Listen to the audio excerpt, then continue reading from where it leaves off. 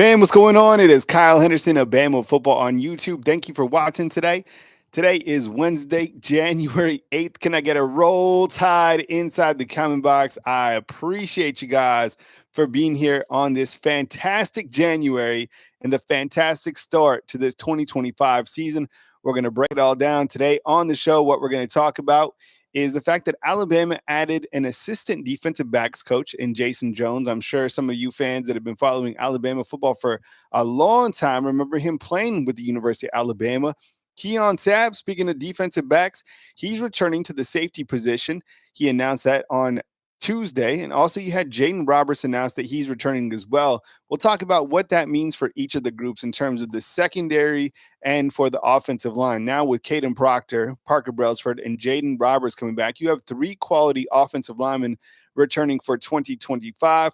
We're going to talk about Coach Kalen DeBoer as he's on the road recruiting the 2026 class and kind of how his in-state or Southeast recruiting approach differs from Coach Saban and what we saw in year one under Coach Kalen DeBoer in terms of recruiting in-state. Now, he was with the number one prospect from 2026 just yesterday, so getting an early start in recruiting. We're going to talk about roster management, and that'll be a good part of our show. And when we talk roster management here on Bama Football on YouTube, what that means is we will go after every single position: quarterback, running back, tight ends, offensive line, give you a snapshot of what every single position looks like. We'll probably even count some numbers so we can see where we're at scholarship number wise going into this coming season. I appreciate you guys being here. As always, please let me know where you're coming from inside the comment box. It's always amazing to see where everybody's at. And if you're out there in Los Angeles, please, thoughts and prayers, especially if you're up in the mountains, with all the fires going on. And of course, we have T up in the house. T. Good morning, everyone. All right, we got T up in the house, and away we go right here on Bama Football on YouTube. Thank you very much for watching again, and I really appreciate you here as always. So as we lead off, we start talking about Jason Jones. Who is he? A coach that was added as an assistant coach, and I think clearly Alabama had to add an assistant coach with Colin Hitchler recently being fired by Coach Kalen DeBoer. Now, how this is all going to work is Jason Jones will be working with the secondary, and he'll be under Mo Linquist. So Mo Linquist will be your number one defensive backs coach. And I would imagine that Mo Linquist probably won't be here for that much longer because, he's going to be a head coach eventually. So he will work under Mo Linquist, and he'll be an assistant defensive backs coach. Does anybody remember Jason Jones? He's a Tuscaloosa native, right? He'll be the assistant defensive backs coach under Mo Linquist. He most recently coached at North Carolina. That's why you see the baby blue right here. He was originally with, or one of his stops, as all these coaches make their stops. He was back with Coach Kane Womack in 2020 when he was at Indiana, right, working under Coach Kane Womack. So you see some continuity there. And then he played at Alabama from 1996 to 2000. Does anybody remember Jason Jones playing here at the University of Alabama? T, does this ring a bell? 2000s? You know what? I don't. I don't remember. All right. And so, as I mentioned, Coach Linquist will be the main defensive backs coach. And with all the defensive backs coming back for 2025, you're in a very different position than you were going into this coming season. We knew that there was a lot of question marks that we had about the defensive back room going into last season, considering everybody left, including Coach Saban, who was really the defensive backs coach. PK saying that they played at Central. All right. So then obviously I have some friends who know Jason Jones because I have a lot of friends who went to Central. And remember when Central, and it's always amazing to talk to people who are from Tuscaloosa. As mentioned, I lived here for now 8 years. And from when I talk to people, Central High School only used to be Central. And that's when they absolutely dominated, right? T, there was only Central. Yeah, there was no split there was because there was always Hillcrest, but there was no County High. There was no in county, but there was no Northridge. There was no Bear Bryant, right? So, and when all those schools kind of broke apart, that's when you saw what put Central kind of where it's at right now. They're on the struggle bus, and really all the schools are. You don't see. I just saw. I got an update. This is from On3. It is saying that Jeremiah Alexander has committed to Clemson. Yeah. That's an interesting story. Jeremiah Alexander, man, that was kind of the curious case. He was just never, ever able to play here at Alabama. And you look to the inside linebackers room, he wasn't going to play again just because of the guys coming back. So him going to Clemson, I think that'll be interesting to watch. I always thought, I mean, he was a former 5-star guy here in the state of Alabama. So Jason Jones originally started out at Central, played here, and now he's coming back as an assistant defensive backs coach. But I mean, you look at kind of the athletics from, Tuscaloosa standpoint, and I guess in terms of football, you don't really have one of the programs here that is dominating, right? You don't, it's like Central. Hillcrest was okay in 2023, 2024, when they moved up a division, they struggled. Um, so yeah, I don't know. But Jason Jones how you guys feeling about Jason Jones being added? Look, I think I don't know too much about Jason Jones to be honest. It's something that I'll dive into this spring. But I think when you look to the fact that you still have Mo Linquist here, like Mo Linquist is like, man, that guy is an incredible person. He's an incredible coach. Coach Kalen DeBoer has some very good assistant coaches under his staff. And I think coaches that are younger that have been able to develop guys in the past. And I think as we go forward, you're going to see more development from each of those positions. But man, Mo Linquist, I am absolutely super high Mo Linquist as a coach. All right. Also in the news, you have Keon Sabb, and we got the dogs up in the office. These we have the two dogs. So this is the upstairs office, okay? And what happens is we have this gate at the bottom. And these dogs, two of them, T's dog, which is a Jack Russell, mine, the Frenchie, not Pearl. Pearl's downstairs in sick bay still. But the other French bulldog, they break into the upstairs. It's like Keep 'em out. you can't keep these guys out. Every single time you put up a new fence, it's like you're challenging them to figure it out. Literally, these two dudes, it's a male and a female. They just came up here again, man. Shoot. And the other one, this French bulldog, Peach. She breathes so heavy. Let me see if I can get Peach. I'll show you. Peach, man, I'm telling you. And she stands right here, and you could almost I can hear her. Here she is. All right, this is Peach. She a big dog. Look at this. So Peach is up in here. This dog will break in to any single. So this is Peach, and then the other one is Pearl. All right.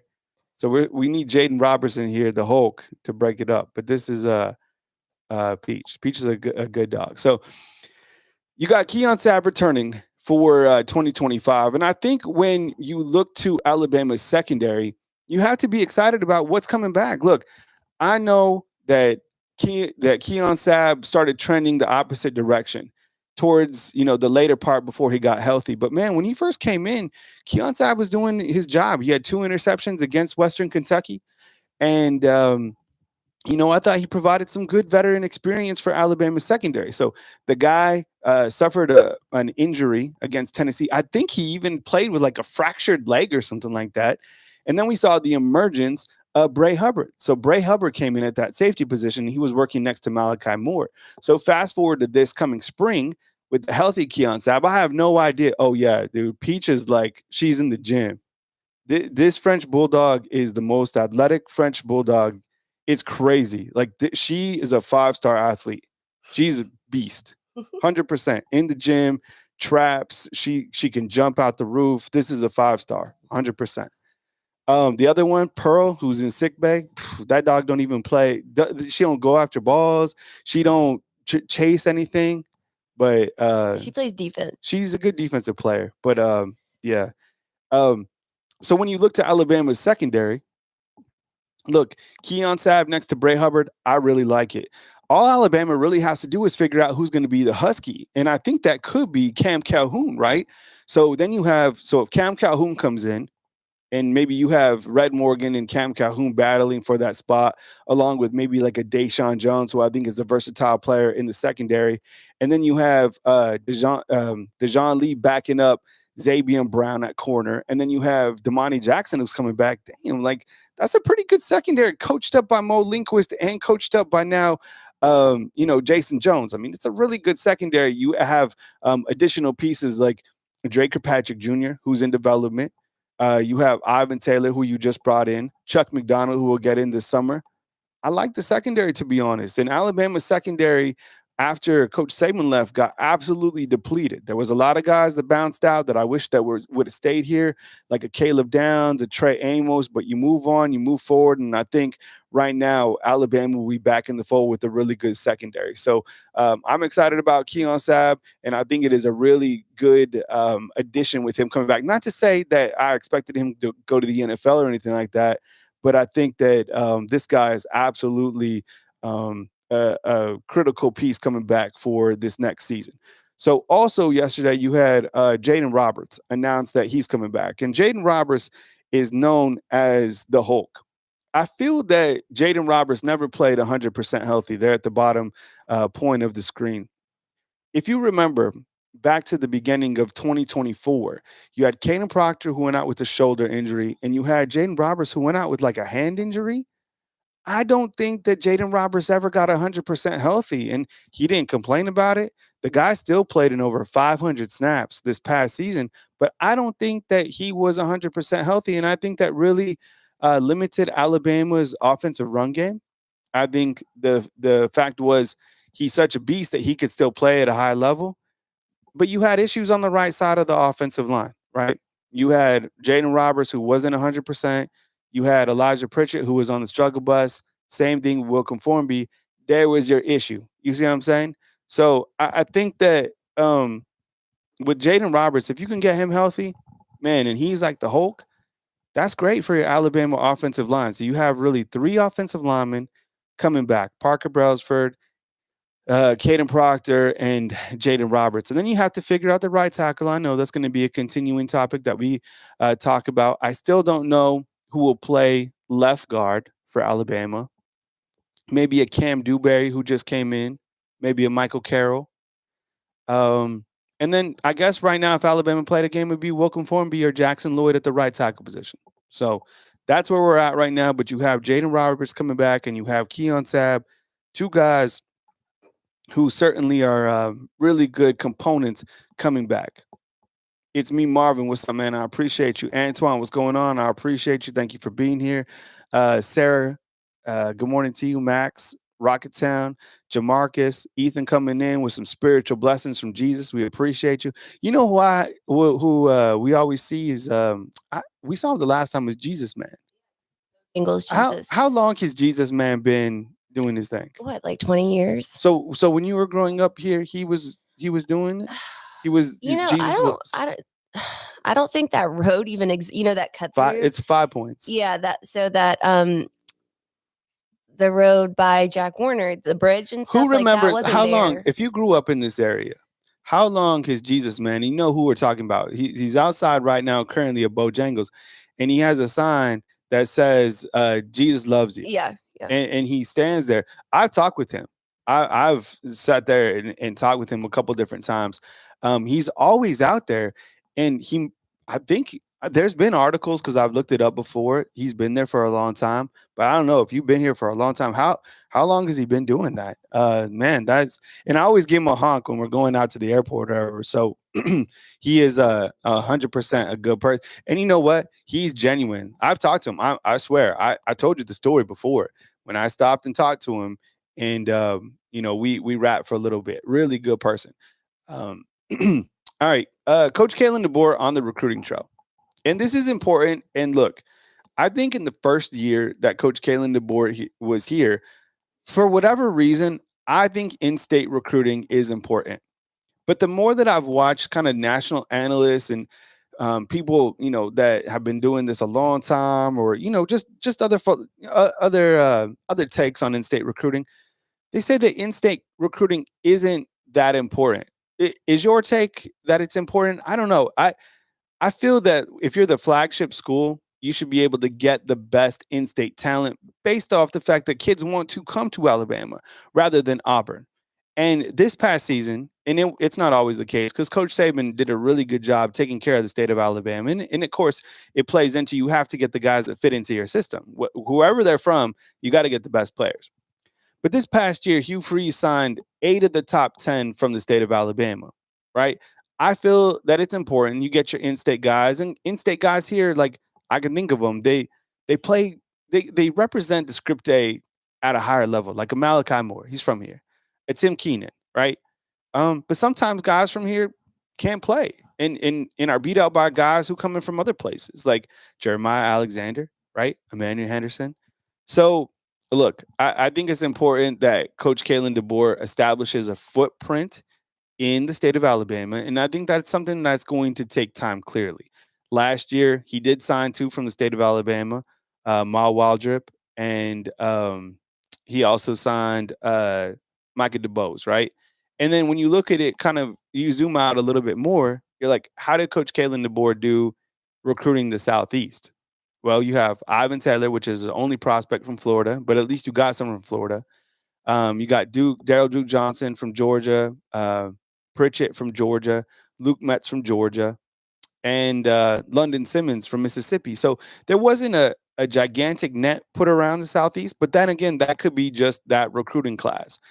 I felt that Coach Saban had strong ties to Florida, right? He always had some guy coming in from like the IMG Academy or work Florida well.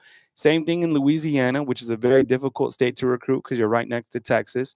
And he did a good job in Texas. But then again, Coach Kalen DeBoer just pulled out Keon Russell out of the state of Texas, and he brought what 6, 7 guys in from the state of California. So, anyways, he's busy recruiting right now across the great state of Alabama, and he made his first stop, the number one player in the state of Alabama, and Anthony Jones, who's an edge rusher down in the Mobile area. He's a number one player overall. So good to see him. On the far right, that is Christian Robinson, who works with the linebackers for the Alabama Crimson Tide. So making an in-state, the number one player in the state, early priority is important to me. And I just wanted to get your take inside the comment box. Is like, does in-state matter to you? Do you think it's important, like if you're getting guys from the state of Alabama, or does that not matter? I don't know. I've heard a lot of people said that it doesn't matter, but I think that look, if the guys can play at this level and they're from the state of Alabama, bring them in, right? I also wanted to talk about roster management today. And talk about roster management, I think it's important that we look at Alabama's roster, where it sits right now. And look, if you want to help me count out roster numbers, I'd appreciate that. We're always tracking kind of the detail of Alabama's roster, based on transfers in, transfers that are out, things like that. So can we fire up the old counter and everybody can help inside the comment box? Appreciate you guys. Okay, and we'll start with the quarterback room. And what we'll do, we'll always kind of update this too. Like on a scale of 1 to 10, right? You tell us, how you feeling about each room. We'll do roster management at least like once a week. It's important to kind of go over the roster. Plus, it helps you learn the names. And as the players get like new jersey numbers and stuff like that, we'll continue to dress these up. To be honest, I'm still not happy with how these actually look aesthetically. So I'm still working on this. This is always something that we are working on. Right. All right. Okay. So quarterback room, you have 3. All right. Ty Simpson coming back, Austin Mack, Keelan Russell. We forgot to add that a graphic, but did anybody see Ty Simpson slicing up all those ducks? He was hunting. Yeah. I can grab it really quick. Yeah, he was out in the great outdoors. Man, somebody said inside the comment box that he was over the limit. A lot of people said that. I have no idea what the limit is, but does that mean that those were all his? Did he go out with the group? We don't know all the specifics. All we know that he was posted up next to, I don't know, there was like 30 ducks or something like that. Yeah, you said he was like enjoying the great outdoors. I was like, well, it didn't look like the great outdoors was enjoying him so much. Well, he has accuracy, clearly. On a scale of 1 to 10, coming back, how you feeling about the quarterback room? I think right now I'm really confident. As you saw, Keelan Russell got checked in yesterday along with all the other early enrollees. Patriot Life taking care of everybody inside the comment box with fan funderships. I appreciate that, Patriot Life. Thank you so much. I'd probably say like a 7. Yeah, and that'll go up. It's just I don't put it at an 8, 9, or a 10 because they don't have a lot of game experience. Like Ty has limited time. Haven't really seen Austin Mack, only came in and threw that touchdown, and then Keelan Russell, guy hasn't even played yet. So I'm gonna put it on a little bit lower side, but I think considering the fact that they don't have a lot of experience, I think that's relatively, a good point for where the quarterbacks are at. And look, if a guy is to transfer after the spring window, then you have to go to the transfer portal and bring somebody in. People have asked, is Alabama going to bring in another quarterback to have four quarterbacks? I don't necessarily know why you do that. In the past, they've had four quarterbacks, but four quarterbacks never play here. It's only three quarterbacks. So I don't think there's a chance that they take a transfer quarterback unless one of these guys dips out during that spring transfer portal window, which is just crazy to think that you still have to re-recruit your players one more time. Imagine how stressful it is just getting out of this transfer window, right? All the people you had to talk to, try to get him back or whatever, coming into the office. You still have to do this again during the springtime. Man, I just like roster management for these guys must be just such a daunting task because of the two transfer portal windows. So there's quarterbacks. We're up to three. All right. Now, clearly, the running back room now has six. They had five after Justice Haynes left, but you just added Jalen Washington, right? Out of Louisiana Lafayette. I think on my last show, when we originally were talking about Jalen, I said that he was from Louisiana Monroe. I'm sorry, I apologize. That was a mistake. He's from Louisiana Lafayette. So he's a raging Cajun. Louisiana is like Yeah, Louisiana. So he's a raging Cajun, and he's coming over. Right, good running back. I watched some of his highlights. I didn't think that he had like the biggest top end speed, but I felt that he hit the hole and he has some pretty good acceleration from like 0 to 10 yards. So I'm excited to see how he fits in with this running back room. Where is he on the running back depth chart? I mean, clearly the running backs are Jan Miller and Richard Young. And then I think there's a competition for the third running back. But the 225 pounds or whatever, and he's got some speed. I'm excited about him. And I think having six running backs is where they want in terms of depth. And, injuries happen. It's a gauntlet of a season. You want your running backs room to be stacked. I don't know how you're going to feed all these guys with the new quarterback. And if Ryan Grubb comes over here and runs the offense, just kidding. So that was the first time we talked about Ryan Grubb. And I'm just seeing an update from Matt Zenit saying Elijah Pritchett to Nebraska. Elijah Pritchett to Nebraska. But how you feeling about the running back room overall? Scale of 1 to 10? I don't know. I think it's, look, without Justice Haynes, I'd probably say it's like an 8. Even with him, like an 8 or 9. Now I'm like, I kind of feel the same way. I think like 8 or 9. This is a really good running back. Despite like Daniel Hill and Kevin Riley, those guys don't have a lot of opportunities yet. We've seen some of them though. We have. Kevin Riley's fast. I'm curious to see. I don't know who the fastest running back on the team would be. I don't know if that matters. But Daniel Hill is probably the biggest, followed by, I guess, Richard Young.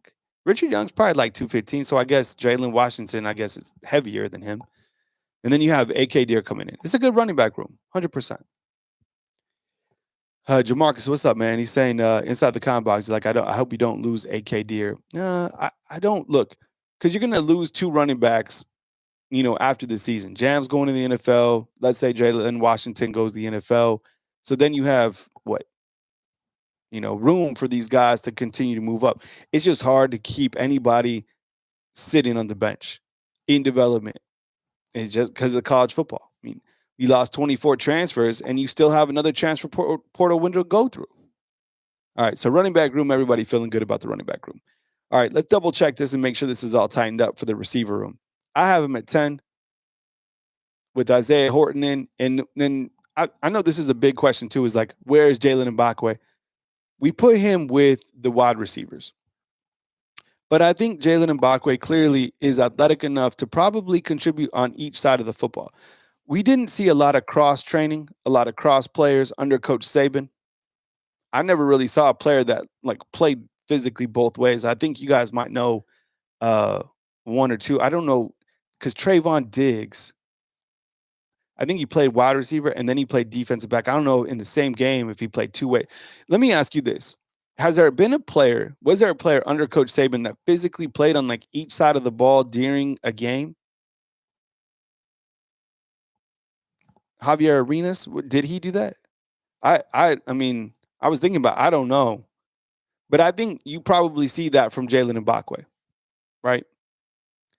I think Jalen Mbakwe, you could see him at maybe like, a corner, depending on, down in distance, or you see him at Husky. Shoot, Jalen Mbakwe could even play. I'm serious. He could even play safety if he needed to.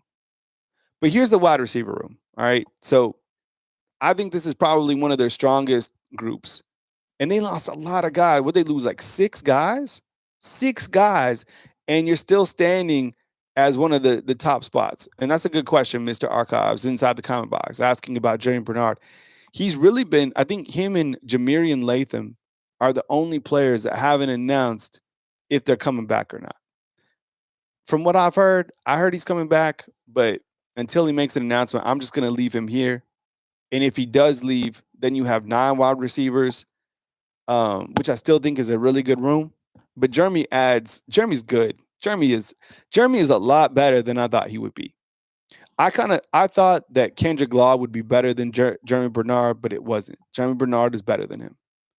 So on a scale of 1 to 10, what are you thinking about the wide receiver room? I'm probably like a 9, maybe 10, maybe 9. I want to see some of these other guys perform, and I need Jalen Hell to be healthy. That is like my wish for 2025. Because, man, if Jalen Hell gets back to 100%, oh, man, shoot. Rico Scott, he's – I got some feedback the other day on Rico Scott. People were like, well, Rico Scott really hasn't done a lot. I think I've seen enough of Rico Scott to feel confident about his abilities, to be honest. I saw, I have a good eye for talent, and watching Rico Scott against Michigan, it got me excited, to be honest. I saw him on, he had like a 20-yard run. He had a short pass. He caught a touchdown pass from Austin Mack. You guys feeling good about Rico Scott too, right? I actually thought that Amari Jefferson, who, by the way, went to Tennessee yesterday, committed to Tennessee. I thought that Amari Jefferson would be better than Rico Scott. It was Rico Scott who turned out to be the better of the two. I'm not just saying that because Rico Scott stayed here. It's just like he was the guy that got on the field more. But I think Rico is one of those guys that if you're like buy low right now because people don't know about him, he's talented. And then how about Cole Adams? Shoot, he's still there. It's going to be hard to keep him off the field too if he comes back and he's healthy, right? Marcus Cottrell wants to see, and Bubba Hampton. We don't talk about Bubba Hampton either, right? And then you got the 2 guys coming in, Latier Brooks and then Derek Meadows. So, you have some unproven guys there, but I really like the wide receiver room. Working with Coach Shep, those guys should be in good position. So there's your wide receiver room. I have them at 10. T, have you been keeping track of the numbers? Yeah, we're at 19. Okay, 19. All right. Let's look. Oh, and I put this graphic together. I like to do this. Look, last year when Alabama went, this is a 4 wide receiver set that Alabama went to last year. But what they would do is they would use a tight end on the bottom side of your screen. So number 81 in this particular setup was CJ Dupree, and then they would have 3 wide receivers, right? I put it with 4 wide receivers just to give you an idea of how it looks. So up top, and I have no idea where the players will play, and who will play like the X and the Y and the Z and stuff like that for wide receivers. I think they're going to figure that out. But just for graphics' sake, I put Isaiah Horton up top from Miami. I put Cole Adams or Rico Scott at that slot, or you could throw in Jalen Mbakwe if you want. I put Jeremy Bernard down here, and I put Ryan Williams just to kind of just put the players on the field, right? Some of you wide receiver coaches, if you want to, talk shop and we can figure out, where the wide receivers would be on the screen, I'll be down with that. We already talked about kind of the offensive line as well. You got Proctor trying to figure out who will be the left guard, maybe Cam Dewberry, Parker Brailsford, right guard, Jaeden Roberts, right tackle, Welcome Formby. So I like that setup. And I think if you did have a 4 wide receiver set, that'd be pretty dangerous. But Rico Scott, Isaiah Horton, Jeremy Bernard, Ryan Williams on the field at the same time, Jan Miller at running back, I like it. So, but a lot of the times that Alabama went to a 5, even Alabama went to a 5 wide set a couple times, but they went with a running back and a tight end and still only had 3 wide receivers. So, so that's kind of where we're at now. Jeff, what's up, man? Has a part the team now put a face with a voice to Kyle's name. What's up, man? Appreciate you being here, bro. North Alabama Storm Chase, I see you. Max Tooney as well. Today I got the Ryan Williams hoodie on. You can support the athletes by going to Athletes Thread. Not sponsored by them, but they do have some nice hoodies and stuff like that to check out. Here's the tight end room, up to 5. Okay, Danny Lewis. He went. Can we fix that 87T if you can? All right. Yeah, and I still want to give like this whole look clean up. But Danny Lewis, he went to the transfer portal and then portaled back out. What did we call it? When they transfer in and then transfer out? Portal cleansed? Yeah. All right, he was portal cleansed. Then you have Josh Cuevas, right? He's returning, and I think he should really be an effective tight end, man. Like, did you guys agree? Were you guys impressed with Josh Cuevas? Look, it wasn't a huge amount of opportunities that he had, but he's pretty good, right? Jay Lindsey coming back, Caleb Edwards, and then Marshall Pritchett. Pritchett just had surgery on his clavicle. He broke his collarbone in an All-American game recently. So I would imagine he probably, you can come. I broke my collarbone 3 times. You could come back by springtime. Marshall Pritchett is a 6'6" tight end. Caleb Edwards coming in as well as a 4-star. You only have 5 tight ends. This could be an area where you bring in a tight end as well. I don't know. I think they're fine, but if we're looking at numbers, you can maybe bring in a tight end. Josh Cuevas, I like him though. And Danny Lewis, I still have high hopes for him. But I've been hoping on tight ends for a long time here at Alabama, and they haven't had a really dynamic tight end for a long time, in my opinion. Yeah, Jarvis, I just saw that. Jeremiah Alexander, in case you missed it, to Clemson, and it looks like Elijah Pritchett to Nebraska. So, and then Amari Jefferson to Tennessee. Here's the offensive line. We got a lot going on here, so let me walk you through it. You got Cam Dewberry in from Texas A&M, and there's a lot of questions that I get about him. Is he a tight end? Is he a tackle? He played guard. I think he's being brought in to play guard here at Alabama. Okay. Then you have Arkel Anugum, who came in from Ball State, who's a tackle, but I think he's a ways from starting. Okay. Caden Proctor returns, Parker Brailsford returns, Jaeden Roberts returns, Wilkin Formby returns. Then you have guys behind him like Olas Alanin, Joseph Ionita, Rock Montgomery, Casey Poe, Will Sanders, Geno Vandermark, Michael Carroll, DeBose, Waldrip, and Jackson Lloyd. Those are the 4. So let me ask you on the offensive line, how you feeling on a scale of 1 to 10? 1 to 10 about the Alabama offensive line. Oh man, I'm not going to say 7. I think it's like 5.5, 6. And that seems low, but man, like I don't know a lot about Cam Dewberry, if he's really going to be a starter. Jaeden Roberts was banged up. And if he wasn't, he just didn't perform to the level that we thought he was going to. And then there's really no right tackle, man. And I want Wilkin Formby to improve like everybody else. But from what we saw, I'm not excited about it. And Arkel Anugum, rather, it looks like he's in development. So, but I am excited about Carroll. And Geno Vandermark is a good reserve.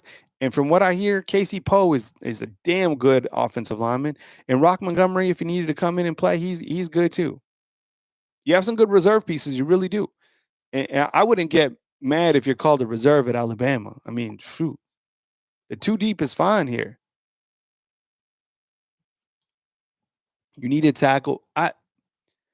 It has to happen, right? There's like 0 chance we go into the season without taking a tackle. There has to be a tackle that comes in. Maybe 2.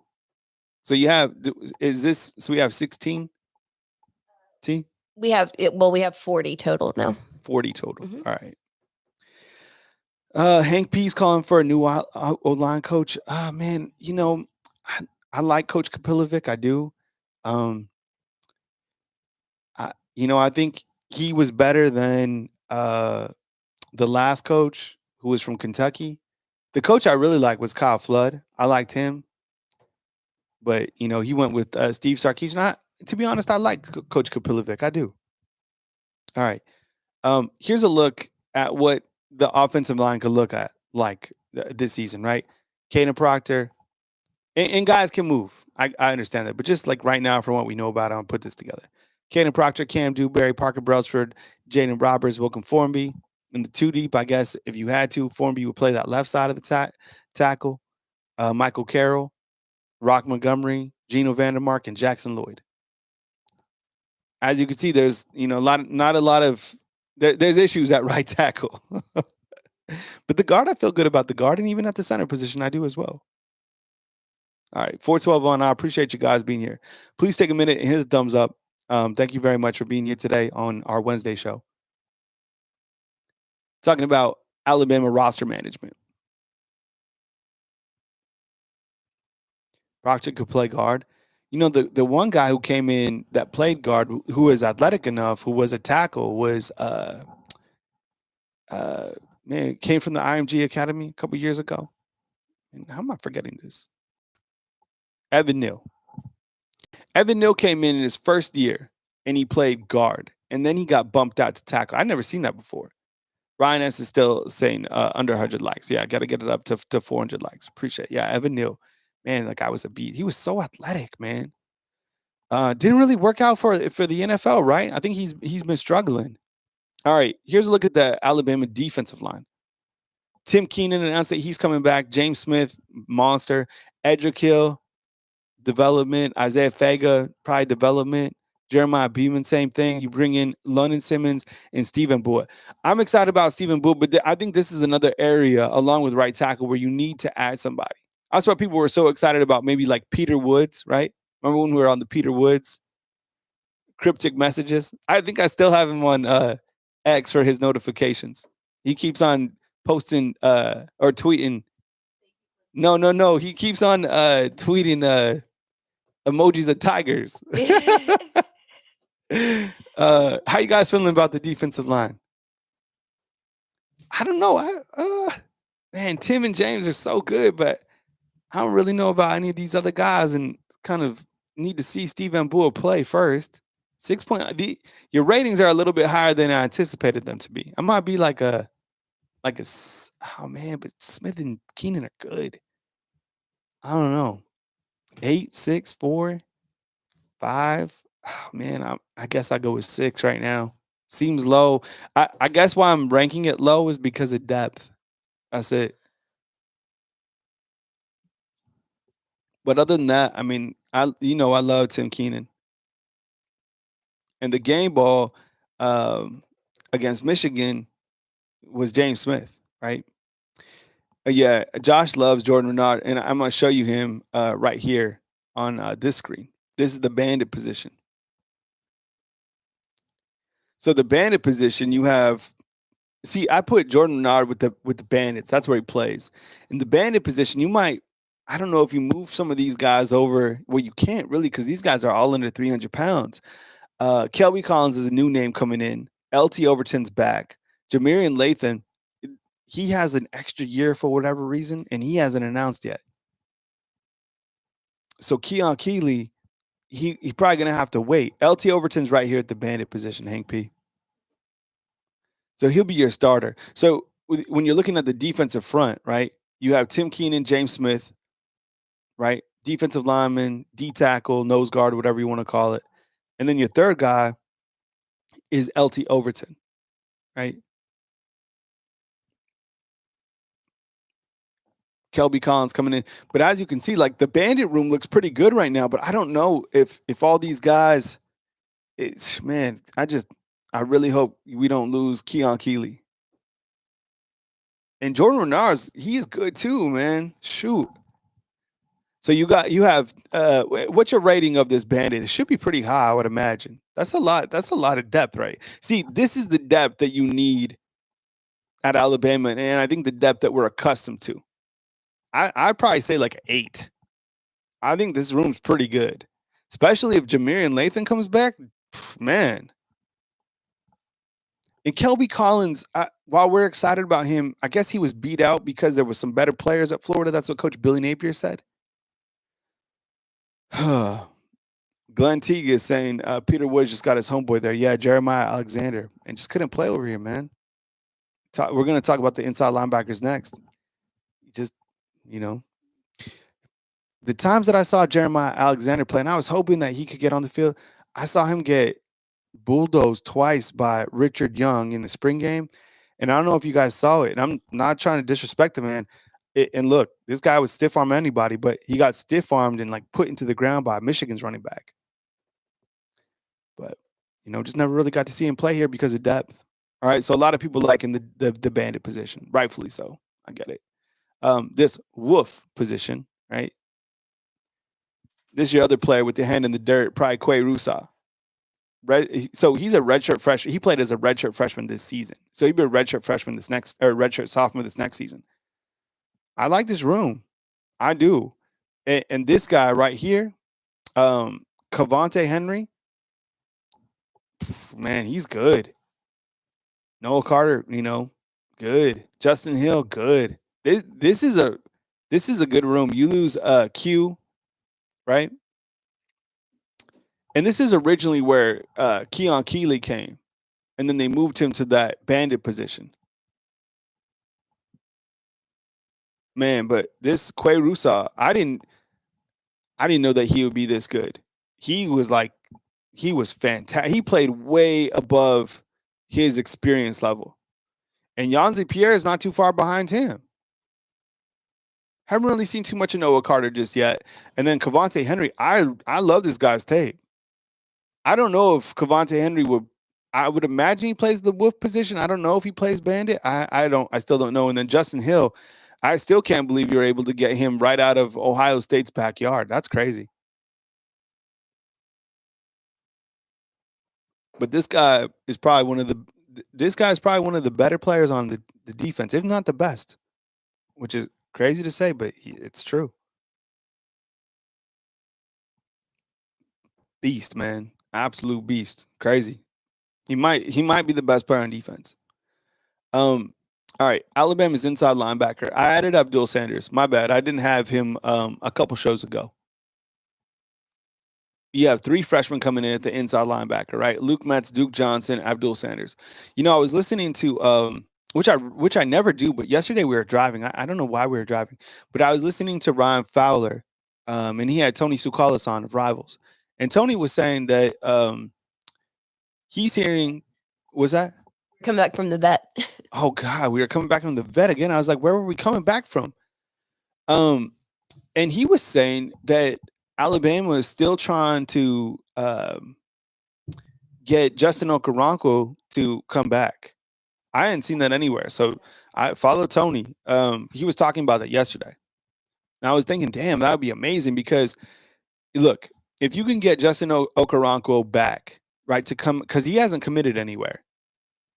If you get him to come back, you have 9 guys at the inside linebacker position. I get it. It's a lot of guys. But it's kind of heavy with seniors, right? Nakai Hill-Green, he's got to leave. Same thing with Jefferson. Same thing with Deontay Lawson. And then after that, it's a hell of the open battle. Like, Justin is 1 season away, and he'll probably play this year. 100%. He'll play. He might not get all the snaps he wants, but he comes back next year, he's the starter. It'd be him and, I don't know, whoever else wants it. Whether that's Caden Jones or, QB Reese or whatever, right? Derek, what's up, man? I see you inside the comment box. Wolf position, not very impressed last year. Yeah, I felt like when you look to the Wolf position last year, it was, I guess, anchored by Q-Rob before he got injured. He led the team, I think, in sacks for a time being. I would like to see more pressure from Alabama's defense. We'll see if that, is a factor this year, but they did get a lot of turnovers, man. I think they finished like 17th in the country in turnovers. They got a lot of turnovers. So I guess out there, I will follow your team sites and recruiting sites to see, if maybe Justin Okoronkwo decides to come back with the team, which I think would be gigantic. I think Alabama fans would be elated because out of all the players that really dipped out, I think about like Justice Haynes, Caleb Odom, those guys, it kind of stung. But Justin Okoronkwo stung. That guy's good. He's very, very talented. He's very talented.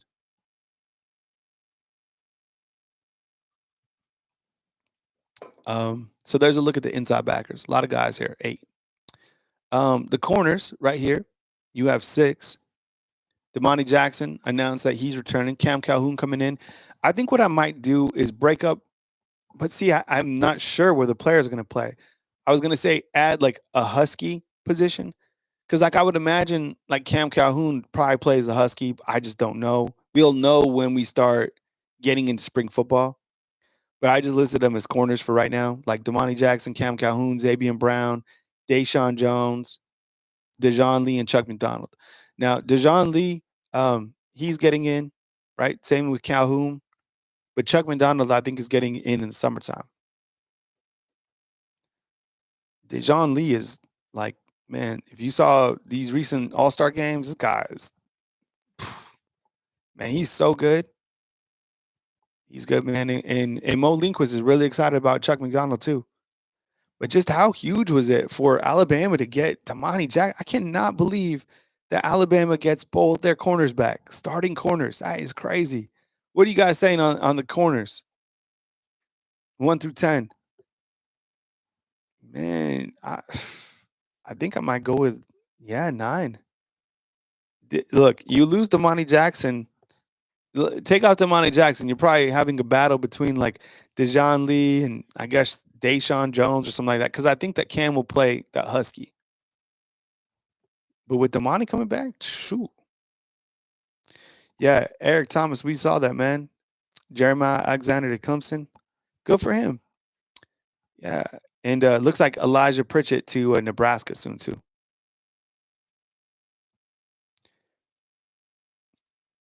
Clemson ended up being a little bit better than I thought they'd be this year. They played well, in their last in the playoffs. All right, and then here's the safety room, right? Keon Sabb, Ray Hubbard, Zay Mincy, Ivan Taylor, Jacob Patrick, Cam Howard, Red Morgan. See, I think like Red Morgan probably played that Husky position. Zay Mincy, we moved him to safety. He played safety against Michigan. He played well. Zay Mincy's really good, and I don't think he's any like. He's going to be someone to watch 100%. He already is. You already know that. But I know you feel good with Keon Sabb and Bray Hubbard back there, right? Wade's World saying that Bray's one of the best defensive players, if not the best that Alabama has. Maybe so. I don't know. He just plays. Bray Hubbard's just good. He makes the team good. Some guys have that about them. Bray has that. 8.59. Wow, you guys pumped up about the safety position. Yeah. I don't know if Jay Kirkpatrick, because remember when Colin Hitchler got fired, and they said that Jay Kirkpatrick was like, finally he got fired or something like that. I don't know if that was true. I don't know if that was like if someone screenshotted that and then edited it. Someone said it was from Snapchat. I don't have Snapchat. I don't know. You can edit anything.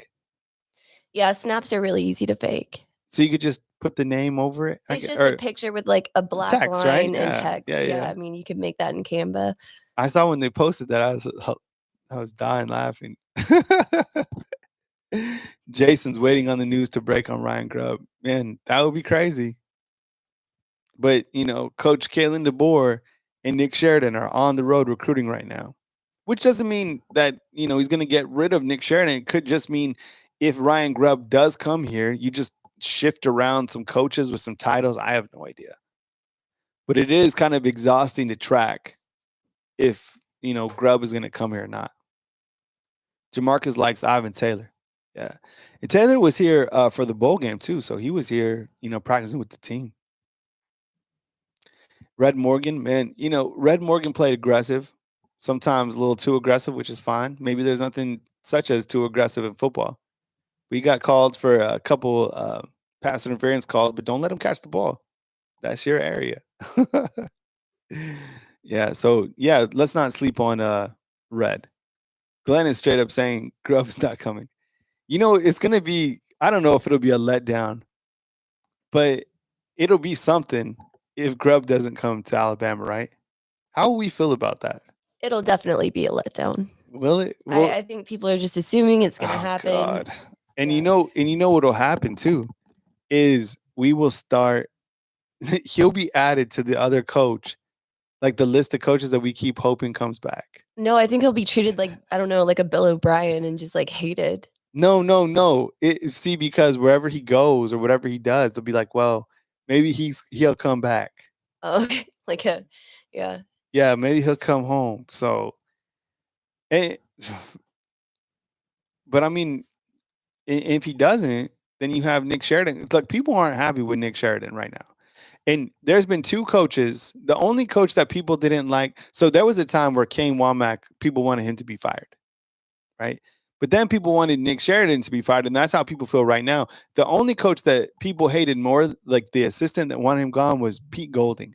I have never seen a fan base want somebody gone more than Pete Golding. You remember this? We still have PTSD from Pete Golding being here. And Coach Saban kept Pete Golding for a long time. It's like 4 seasons or something like that. Those were some long time. Those are long years. So I guess we'll have to see base defense. Man, I remember when I go out to watch the team practice and Pete Golding would be talking to the team. And everybody, all the other position groups, they would be chopping their feet, they'd be going at it. And Pete Golding would be sitting there and he would just be talking to him. And he literally, the guys would be around him, the linebackers. They wouldn't be going through drills. They wouldn't be they wouldn't be doing anything. They would just be listening to him. Pete Golding was just explaining shit to him. And it was just lasting forever and ever and ever. So much so that I never really got good footage of the linebackers because he was just talking the whole time that we were out there. I don't know if that was by design, but the one coach that I do miss out of all the coaches, and nobody really talks about him, but was Sal Sinceri. I loved watching South Sinceri. It's a true story. So we're out there filming the players. He was working with the outside linebackers, and we were filming. And South Sinceri, he was known for just dropping f bombs. Like that man talked like a sailor. Okay, and so much so that they had the sports information director at the time, was Josh Maxson. They had to ask us to edit the audio because he was saying so many f bombs, right? But Sal, I remember the last time I saw Sal, he was rolling out of this Mapco with a Diet Mountain Dew, and I was like, "What's up, coach?" And he just bounced out. I don't know if he's still here or not, but he's a hell of a coach, right? Matt Farms is saying Grubb is the dad that went out for cigarettes and never came back.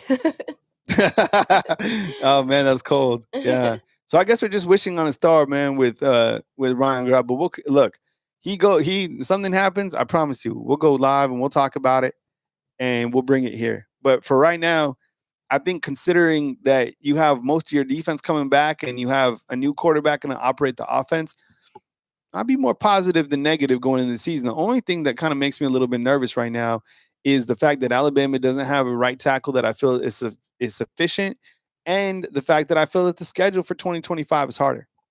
I feel it's harder, and now that I know how the teams are chosen for the playoffs, I think it's going to be really hard for Alabama to make the playoffs. Period. No matter how good they are, they may be a better team this year with one less loss or something like that. But based on the design to make the playoffs, Notre Dame's always in. Boise State or UNLV's in. By the way, did you see Jake Pope is going out to UNLV? Remember Jake Pope? Yeah. Yeah, so he's going out to UNLV. That's a good move for him. And the Raiders fired their head football coach. Does that mean Coach Prime is going to the Raiders? He could draft his son. See what I'm saying? He could draft his son. Are Sal and Vinny Sinceri? Yeah, those are his kids. Yeah. Vinny, and then he has another son too, Tino. Tino was here working with the quarterbacks as well. So you had Tino here, and then Vinny just took a job just recently, got a defensive coordinator position somewhere. Yeah. Where did he go? Was it Washington? No, this just happened within like the last 2 weeks. So yeah, fam. So Jack State. Yeah, Jack State. Mm-hmm. Yeah. No, he's good. Look, people liked Vinny Sincere here, 100%. And they liked Tino too. I thought Tino, he was part of those quarterback coaches under Sark. There was like Steve Sarkisian, AJ Milwee, Alex Mortensen, who was a real quarterback guru, and I think like Tino Sinceri. Those were the guys like behind the guys, right? Wade's World, what's up? I'll go back to the wide receivers. I think when you look to the wide receivers, here's the wide receiver room. So people keep asking about Jalen Ibakwe. That'll be an interesting experiment to see, and we're not going to know until you start playing. We won't even find out in springtime because things can change or whatever. But yeah, I think Jaeden Roberts probably plays on both sides of the ball. And when you look at this graphic, even if Alabama was to go 4 wide, where are you going to put Jaeden Roberts? Where are you going to put him over? Maybe you rotate him in at that slot position with Cole Adams and Rico Scott, but you got plenty of wide receivers to play with. So, remember, fam, these videos are also uploaded as podcasts to Apple and Spotify. So I appreciate you. T, what did we end up with scholarship wise? Well, 78, but then we didn't do. Well, I think we have 80 because you have to add our 2 special teams players, yeah, right? So 80. Yeah, 80. Let's see. So if you added these guys, and then so the long snapper, because you just got him from Cal as well. We'll add him to this graphics. Let's say you add 3, right? 81. So, but it's sometimes those guys you don't, and you have that. Wasn't there another puncher that came in from the Colorado School of Mines? Yep. So yep, Blake Dowd. So let's say you have 2 more, which will put us at what, 82? So you have room to add a couple more guys. Well, and then when does it go to, what was it, 100? Yeah, but the way that you read up on that, because the way that it's situated, it's not going to be like 100 scholarships. Basically, like the SEC, you still have to hit that 85 number. And then it's going to basically like impact the walk-on. So I think you're probably floating around like 80 or 82 at the worst, right? So, but you did get a punter from the Colorado School of Mines, and then you did bring in a long snapper. I don't know if those guys are full scholarship type guys. That's the other thing. So, hey, Kelton, what's up? Appreciate you joining late on the back of the show. Lautier returning kicks. I think you put, man, who do you think will return kicks or punts? I think punts will be Ryan Williams, depending on game situation. I think returning, or Jaeden Roberts. Yeah, I was gonna say, what about? I think that's what they'll do. They'll try to get him on the field as many times as possible. So you put him back there. Oh, and Cole Adams. Cole Adams also return punts too, but I think you put Mbakwe back there, and then I think you put returning kicks. Who would I like to see returning kicks? Shoot, I don't know if this Jalen Washington is fast enough. I want somebody fast back there. Who's like a burner? I don't know. Good question. Bubba Hampton. I was gonna say Bubba Hampton. Rico Scott, West Coastin. I don't know. AK Deer. Okay, it looks like it is 105 starting in the 2025 academic year. But I read that as well, and it's like it doesn't line. I don't think that you can just like take all these guys on. I'm serious. We'll have to do some reading onto it because it's confusing when you add that to like the SEC. Okay. But right now we have them at between like 80 and 82. So they're under that 85. Oh, yeah, there's a lot of stipulations. Yeah, there's a lot of like stipulations right now with that 105. So I appreciate you. Thanks for I appreciate you guys being here. Thanks for rocking with me on the show today. As major news happens, we go live. Other videos are uploaded to our channel, whether that's short form videos. We also have a Facebook page, which is really active. Facebook, YouTube, Bama Football on YouTube, and news as it happens. So thank you so much for watching today. I hope you had a really good show. Thanks for being here, T. Thank you so much for producing as usual. You can find us, Bama Football on YouTube. Thank you so much for your continued support. Live every Monday through Friday, 10 a.m. Central Time. And of course, as major news happens, thank you very much. I appreciate you guys. Have a blessed day. Be good people. And then if you're in Alabama, be safe on Friday. The snow is coming for us. It's gonna get cold. Snowmageddon. Who was a part of Snowmageddon in Atlanta? I was. Yeah, T was, right? Was it? Thankfully, I was at home. Man. So I wasn't stuck on the road. Yeah. Yeah. I know a lot of people who were. You have one. So, you have 1 inch of snow here. This city, the kids aren't going to school on Friday. No, 100%. we know they're going to be home. Oh my goodness. So, it's be safe out there in the snow. 1 inch of snow, Alabama's not ready for it. So be safe. That's the problem. See, how many snowplows do we have? I don't know, but it's not that. It's the ice. Because like even today, it was like 20 this morning. Mm-hmm. All right. Love you, fam. Be safe. Stay warm. Catch you soon right here on Bama Football on YouTube. See you, fam.